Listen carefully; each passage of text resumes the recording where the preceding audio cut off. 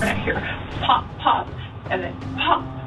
And that's all I heard. And I turn around and both of them are laying on the ground.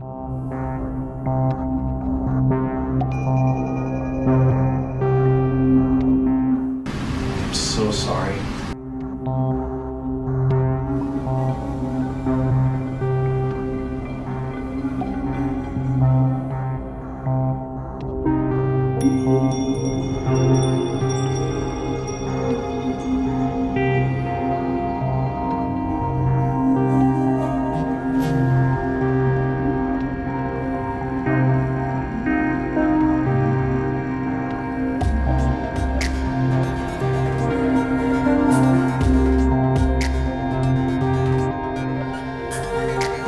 She was having problems in her own marriage.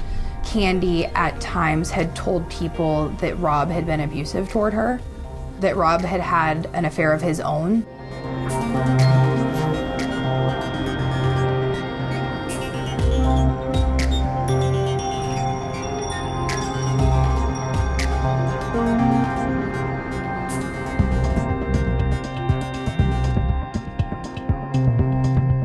At what point did you realize that something started to shift with Emmett?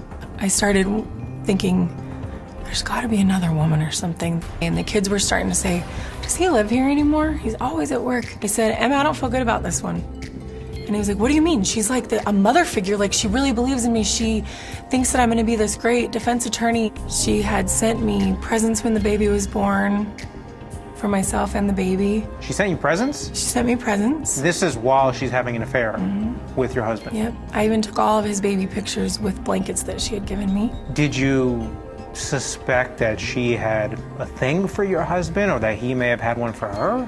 To be honest, I'd always be like, she's like 40, he just turned 30. Ashley, no, there's no way. I mean, you're 28 years old.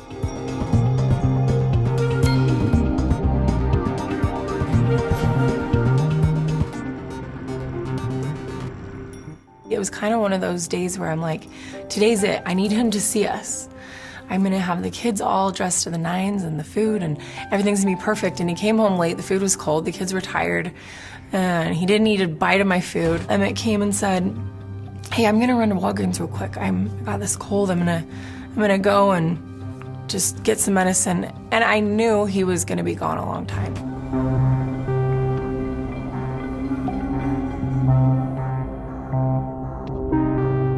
So around 9 o'clock, Candy, her car pulls into Walgreens, and then Emmett's truck pulls into Walgreens, and Candy says she got in Emmett's truck, and then they went over to a gas station, filled up his truck with gas, and then they went to a nearby subdivision and they had sex in the truck. Well, Rob starts to wonder what's going on, and so Rob called Candy's phone.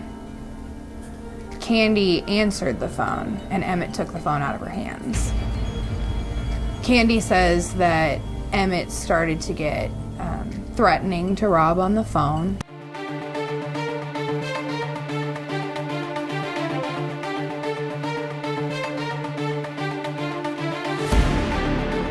Here you can see Rob leaving the store and checking Candy's parked BMW. Then, strangely, he gets back into his own pickup truck, pulls out, and parks again on the other side of Candy's car. His door is now just out of range of the store surveillance camera. But the unseen reality is, Rob has a gun. Rob Hall was armed with a gun that wasn't in a holster. Rob goes back out to his car. He then moves his truck to the other side of Candy's car, which is critical because he has now moved his car outside of the surveillance camera shot.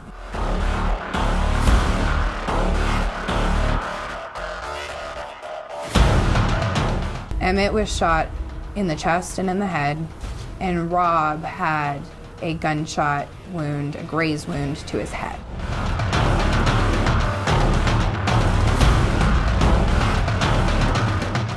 Candy says she then runs over to Emmett and is trying to put pressure on the wound, trying to figure out what happened. She saw Rob start to get up, and she said she actually grabbed the gun and she said she threw it like a bowling ball across the parking lot. opened up the front door to these 3 strangers. They said, there's been 2 shots of a gun. There's been an accident, an affair. Tragedy, of course. You lost a husband. Your kids are now fatherless. But the insult to the marriage as well. It was basically his own doing. I mean, how do you reconcile those feelings? It just didn't make sense, and it was really a mix of emotions, wondering, like, why wasn't I enough? Why wasn't I enough for a husband who had a moment and a chance? I begged him to stay home and fight for me, but instead he died fighting for someone else's wife. Your husband died in the arms of another woman. How did that make you feel? Worthless. Ugly. Fat. I just had a baby. Just alone. Humiliated that the whole town heard the same news at the same time I did.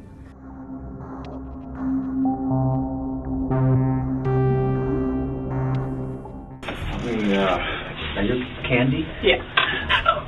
Please help us put this together as best as we can. We'll match statements with evidence. I mean, you know how police work goes, I guess. know. I do it all day long. Rob, my husband, has he has had a really hard time with me working with Emmett. Emmett being younger and, you know, aggressive attorney, and I have been working with him since October. Okay. Are you and Emmett involved in a romantic relationship? No. Have you ever been romantic with Emmett? No. Okay, now let's say sexual.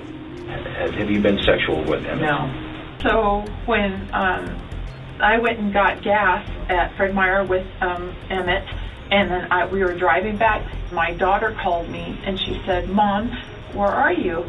And I told her I was with Michelle, and that is my best friend Michelle, because I didn't want to tell her who I was with. So then Rob calls, and he calls me, and I pick up, and he's like, "What are you doing?" And I said, "I am out." He said, "Are you out with Emmett?" And I said, "I am."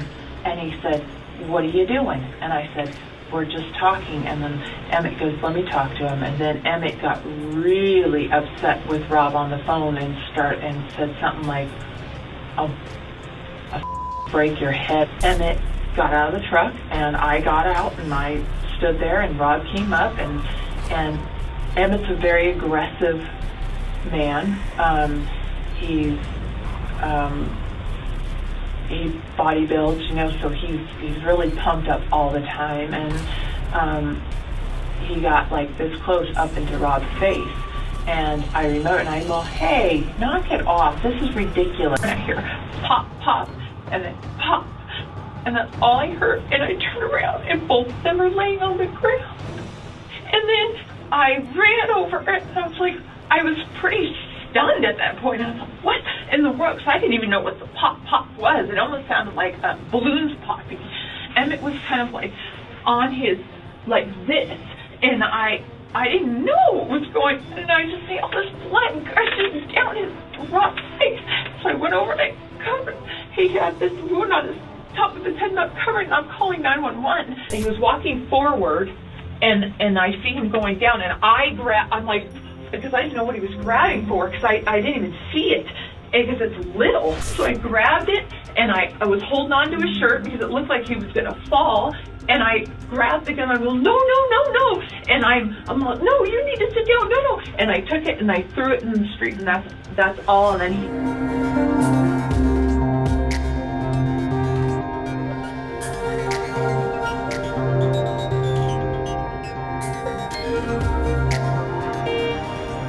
What would you say if you were able to talk to Candy? You know, I'd probably just tell him that I forgive him, because holding on to hate for anybody for me hasn't worked.